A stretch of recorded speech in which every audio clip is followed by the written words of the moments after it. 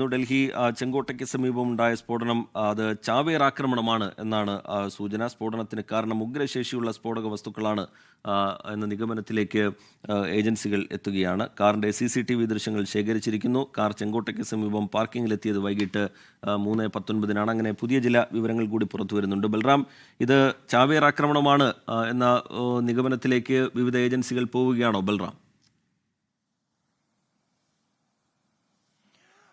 റിജിത്ത്, ഈ ഡൽഹി ചെങ്കോട്ടയ്ക്ക് സമീപമുണ്ടായത് ഫിയാദീൻ മാതൃകയിലുള്ള ആക്രമണം എന്ന നിഗമനത്തിലേക്കാണ് ഏജൻസികൾ ആദ്യഘട്ടത്തിൽ എത്തിയിരിക്കുന്നത്. പ്രാഥമിക പരിശോധനയിൽ അത്തരം ഒരു സൂചനകളാണ് ഏജൻസികൾക്ക് ലഭിച്ചിരിക്കുന്നത് എന്നതാണ് നമുക്ക് ലഭ്യമാകുന്ന വിവരം. ഇതുമായി ബന്ധപ്പെട്ട് ഔദ്യോഗികമായ യാതൊരു തരത്തിലുള്ള വിശദീകരണവും സ്ഫോടനത്തിന്റെ കാരണം, അതിന്റെ സ്വഭാവം എന്ത് എന്ന തരത്തിൽ നൽകിയിട്ടില്ല.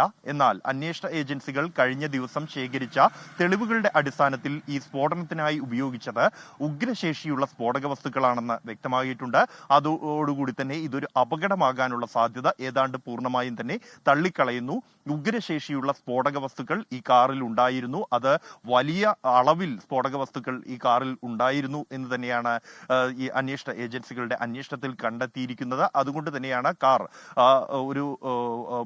കാർ ഏതാണ്ട് പൂർണ്ണമായും തകരുന്ന തരത്തിലേക്ക് പൊട്ടിത്തെറിച്ചിരിക്കുന്നു. അതിന്റെ ലോഹപാളികൾ മീറ്ററുകൾ അകലേക്ക് എത്തിയിരിക്കുന്നു.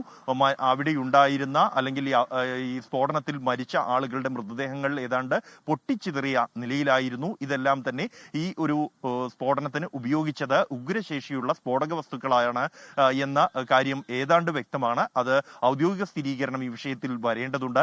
ഈ കാറിന്റെ ഉടമ ഏറ്റവും ഒടുവിൽ ഈ കാർ സ്വന്തമാക്കിയിരുന്നത് ഒരു പുൽവാമ സ്വദേശിയാണ് എന്നാണ് അന്വേഷണ ഏജൻസികളിൽ നിന്നും ലഭ്യമാകുന്ന വിവരം. ഇയാളുടെ പേര് പുറത്തുവിട്ടിട്ടില്ല ഔപചാരികമായി ഇതുവരെ. എന്നാൽ ഒരു മാസം മുമ്പാണ് ഏതാണ്ട് ഇയാൾ ഈ കാർ സ്വന്തമാക്കിയത് എന്ന വിവരമാണ് പുറത്തു വരുന്നത്. ഒപ്പം തന്നെ ഡൽഹിയിൽ ഈ കഴിഞ്ഞ ദിവസം ഇന്നലെ സ്ഫോടനത്തിന് തൊട്ടു മുൻപായി ഈ കാറിന്റെ CCTV ദൃശ്യങ്ങൾ, ഏറ്റവും ഒടുവിലത്തെ ദൃശ്യങ്ങൾ ലഭിച്ചിരിക്കുന്നത് ഈ റെഡ് ഫോർട്ടിന് സമീപമുള്ള പാർക്കിംഗ് ഏരിയയിൽ നിന്നാണ്. വൈകിട്ട് 3:19 ഈ കാർ പാർക്കിംഗ് ഏരിയയിൽ എത്തുന്നു. അത് ഇവിടെ നിന്നും ഏതാണ്ട് 2 മണിക്കൂറിലേറെ സമയം ഇവിടെ ഉണ്ടായിരുന്നു ഈ കാർ, അല്ലെങ്കിൽ 3 മണിക്കൂറോളം സമയം ഈ വാഹനം ഇവിടെ ഉണ്ടായിരുന്നു. 6:52 ഈ വാഹനം അവിടെ നിന്നും 6:48 ഈ വാഹനം ഇവിടെ നിന്നും പുറത്തേക്ക് എടുക്കുന്നു. 4 മിനിറ്റിനകം 6:52 സ്ഫോടനമുണ്ടാകുന്നു. ഇത്തരത്തിൽ ഈ പാർക്കിങ്ങിൽ നിന്നും എത്തി മിനിറ്റുകൾക്കകം തന്നെ തൊട്ടടുത്ത് സ്ഫോടനം ഉണ്ടായിരിക്കുകയാണ്. അത് ഏറ്റവും ജനത്തിരക്കേറിയ സ്ഥലത്ത് വെച്ചാണ് ഈ കാർ പൊട്ടിത്തെറിച്ചിരിക്കുന്നത് എന്നതെല്ലാം തന്നെ ഇതിലൊരു അട്ടിമറി സാധ്യതയുടെ കൃത്യമായ സൂചനകൾ തന്നെയാണ് നൽകുന്നത്. ഒപ്പം തന്നെ ഈ വാഹനം മറ്റ് ഡൽഹിയിൽ മുൻപ് എപ്പോഴൊക്കെയാണ് ക്യാമറകളിൽ പതിഞ്ഞിരിക്കുന്നത് എന്ന കാര്യം പൂർണ്ണമായി തന്നെ ട്രാക്ക് ചെയ്തിട്ടുണ്ട്. അതിൽ കഴിഞ്ഞ ജൂണിൽ ഡൽഹി അതിർത്തിക്ക് സമീപം ബദർപൂരിൽ വെച്ച് ഈ കാറിന്റെ നമ്പർ പ്ലേറ്റ് ക്യാമറകളിൽ പതിഞ്ഞിട്ടുണ്ട് എന്ന് വ്യക്തമായിട്ടുണ്ട്. ഈ പ്രദേശമെല്ലാം തന്നെ കഴിഞ്ഞ ദിവസം പിടികൂടിയ വൻതോതിലുള്ള സ്ഫോടക വസ്തുക്കളുമായി ഈ സംഭവത്തിനുള്ള ബന്ധം, അതിനുള്ള സാധ്യതകളിലേക്കാണ് വിരൽ ചൂണ്ടുന്നത്.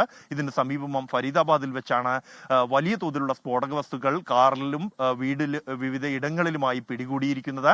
ആ പ്രദേശത്ത് കഴിഞ്ഞ ജൂണിൽ ഈ വാഹനം എത്തിയിരുന്നു എന്നാണ് വ്യക്തമാകുന്നത്. കൂടാതെ ഈ വാഹനം കൈമാറി വന്ന വഴികൾ, അതിനിടെ ഈ വാഹനം സ്വന്തമാക്കിയിരുന്ന ആളുകൾ ഉൾപ്പെടെ എല്ലാവരെയും തന്നെ പോലീസ് ഇതിനകം തന്നെ ട്രാക്ക് ചെയ്തിട്ടുണ്ട്. ആദ്യ ഉടമയെ ചോദ്യം ചെയ്തു, കസ്റ്റഡിയിലെടുത്ത് ചോദ്യം ചെയ്തു. സൽമാൻ എന്ന വ്യക്തിയായിരുന്നു ഈ കാറിന്റെ ആദ്യ ഉടമ. ഇയാൾ കാർ 1.5 വർഷം മുമ്പ് വിറ്റിരുന്നു എന്നും ദേവേന്ദ്ര എന്ന ഇയാൾക്കാണ് ഈ കാർ വിറ്റിരുന്നത് എന്നും വ്യക്തമാക്കിയിരുന്നു. ഗുഡ്ഗാവിൽ സ്വദേശിയാണ് ഇയാൾ എന്ന പ്രാഥമിക വിവരമാണ് ലഭിക്കുന്നത്. ഇയാളെ ട്രാക്ക് ചെയ്തിരിക്കുന്നു. എന്നാൽ ആ കാറ് പിന്നീട് 2 തവണ കൂടി മറിച്ചു വിറ്റതായാണ് പോലീസിന് ലഭിച്ചിരിക്കുന്ന വിവരം. ഏറ്റവും ഒടുവിൽ ഈ കാർ കഴിഞ്ഞ മാസം സ്വന്തമാക്കിയിരിക്കുന്നത് ഒരു പുൽവാമ സ്വദേശിയാണ്. ഇത് ഒരു അട്ടിമറി ലക്ഷ്യം വെച്ച് തന്നെയാണോ ഈ കാർ സ്വന്തമാക്കിയത് എന്നതടക്കമുള്ള കാര്യങ്ങൾ അന്വേഷിക്കേണ്ടതുണ്ട്. ആ ദിശയിലേക്ക് അന്വേഷണം മുന്നോട്ട് പോവുകയാണ്. ഈ വിശദമായ അന്വേഷണം ഈ കാര്യങ്ങളിൽ എല്ലാം തന്നെ ഉണ്ടാകുമെന്ന് ഏജൻസികൾ വ്യക്തമാക്കിയിട്ടുണ്ട്. ഈ കാർ കഴിഞ്ഞ ദിവസം സഞ്ചരിച്ച വഴി അത് ബാക്ക്വേർഡ് ട്രാക്കിംഗ് നടത്തുകയാണ്, അല്ലെങ്കിൽ മാപ്പിംഗ് നടത്തുകയാണ് എന്നാണ് ഡൽഹി പോലീസിന്റെ സ്പെഷ്യൽ സെൽ അറിയിക്കുന്നത്.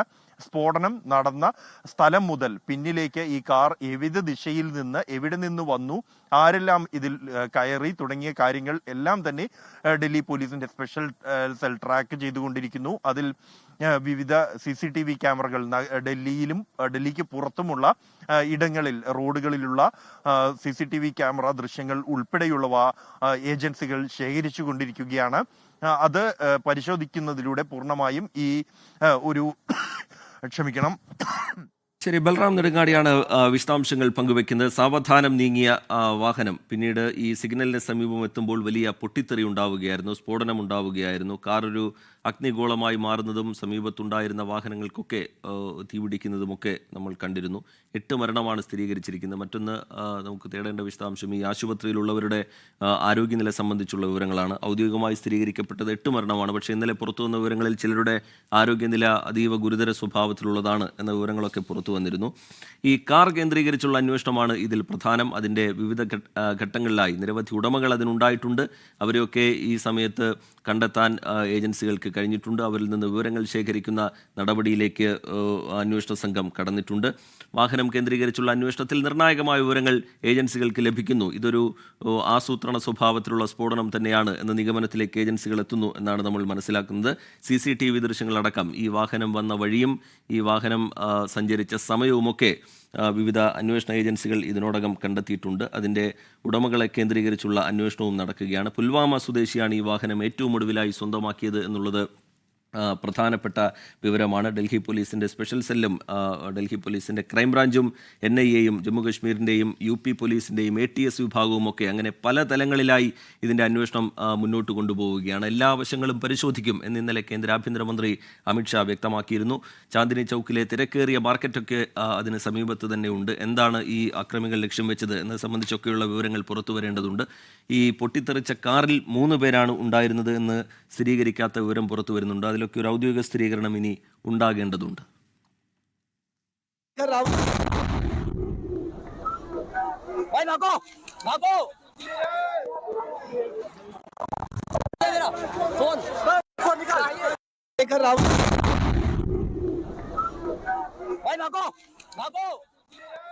ബൽറാം നെടുങ്ങാടി വിശദാംശങ്ങളുമായി നമുക്കൊപ്പം തുടരുന്നുണ്ട്. ബൽറാം, ഇതാ ഏറ്റവും ഒടുവിലായി പുറത്തു വരുന്ന വിവരം മരണസംഖ്യ ഇപ്പോൾ 9 ആയിരിക്കുന്നു എന്നുള്ളതാണ്. ഇന്നലെ പുറത്തു വന്ന വിവരപ്രകാരമാണെങ്കിൽ മരിച്ച എല്ലാവരും പുരുഷന്മാരാണ് എന്നുള്ളതാണ്. ആശുപത്രിയിൽ നിന്ന് ലഭ്യമാകുന്ന വിവരങ്ങൾ എങ്ങനെയാണ്? എത്ര പേർ പരിക്കേറ്റ ആശുപത്രികളിലുണ്ട്? അവരുടെ ആരോഗ്യനില സംബന്ധിച്ച് ലഭ്യമാകുന്ന പുതിയ വിവരങ്ങൾ എങ്ങനെയാണ് ബൽറാം നെടുങ്ങാടി? റിജിത്ത്, ഈ സ്ഫോടനത്തിൽ മരിച്ചവരുടെ എണ്ണം 9 ആയിരിക്കുന്നു എന്നാണ് ഏറ്റവും ഒടുവിൽ പുറത്തുവരുന്ന വിവരം. കഴിഞ്ഞ ദിവസം വൈകിട്ട് 8 പേരുടെ മരണം സ്ഥിരീകരിച്ചിരുന്നു, ആഭ്യന്തരമന്ത്രി ഉൾപ്പെടെ. എന്നാൽ പരിക്കേറ്റ് ചികിത്സയിലുള്ള നിരവധി പേരുടെ നില അതീവ ഗുരുതരമായി തുടരുകയാണ്. കാരണം ഉഗ്രശേഷിയുള്ള സ്ഫോടനമാണ്. അതുകൊണ്ട് തന്നെ ഈ പരിക്കേറ്റ പലർക്കും പൊള്ളലേറ്റുള്ള പരിക്കാണ് ഉണ്ടായിരിക്കുന്നത്.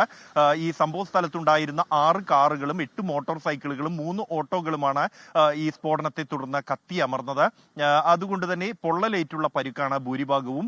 അതുകൊണ്ട് തന്നെ നില അതീവ ഗുരുതരമായ അവസ്ഥയിലുള്ള നിരവധി പേർ ഈ സ്ഫോടന സ്ഥലത്ത് നിന്നും ആശുപത്രിയിലേക്ക് മാറ്റിയിട്ടുണ്ട് എന്നും അധികൃതർ വ്യക്തമാക്കുന്നു. 21ഓളം പേരെ ആശുപത്രിയിൽ പ്രവേശിപ്പിച്ചിരുന്നു ഈ സ്ഫോടനത്തെ തുടർന്ന്. അതിൽ ഒരാൾ കൂടി മരിച്ചിരിക്കുന്നു എന്നാണ് ലഭ്യമാകുന്ന വിവരം. ഇനിയും ചികിത്സയിലുള്ള ചിലരുടെ നില അതീവ ഗുരുതരമായി തന്നെ തുടരുകയാണ്. ഇവർക്ക് ലഭ്യമാകുന്ന ഏറ്റവും നല്ല ചികിത്സ ഉറപ്പാക്കാനുള്ള നിർദ്ദേശം ഉന്നതതലത്തിൽ നിന്ന് തന്നെ നൽകിയിട്ടുണ്ട്. ആ നടപടികൾ സാധ്യമാകുന്ന മികച്ച ചികിത്സ തന്നെ ഇവർക്ക് ഉറപ്പാക്കുന്നുണ്ട് എന്നാണ് ആശുപത്രി അധികൃതരിൽ നിന്നും ലഭ്യമാകുന്ന വിവരം. നിലവിൽ ഈ സ്ഫോടനവുമായി ബന്ധപ്പെട്ടുള്ള അന്വേഷണം അതിവേഗം മുന്നോട്ട് പോവുകയാണ്.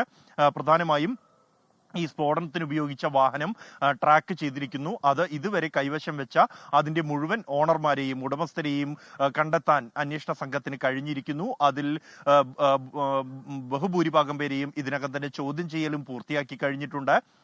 ഈ സ്ഫോടനത്തിന് ഒരു ആസൂത്രിത സ്വഭാവം ഉണ്ടായിരുന്നു എന്ന നിഗമനത്തിലേക്ക് തന്നെയാണ് കാര്യങ്ങൾ എത്തുന്നത്. ഇത് ആസൂത്രിതമായ ഒരു ഫിയാദീൻ മോഡൽ ആക്രമണമാണ് നടന്നത് എന്ന ഒരു പ്രാഥമിക നിഗമനത്തിലേക്ക് ഏജൻസികൾ എത്തുന്നു എന്നാണ് ലഭ്യമാകുന്ന സൂചന.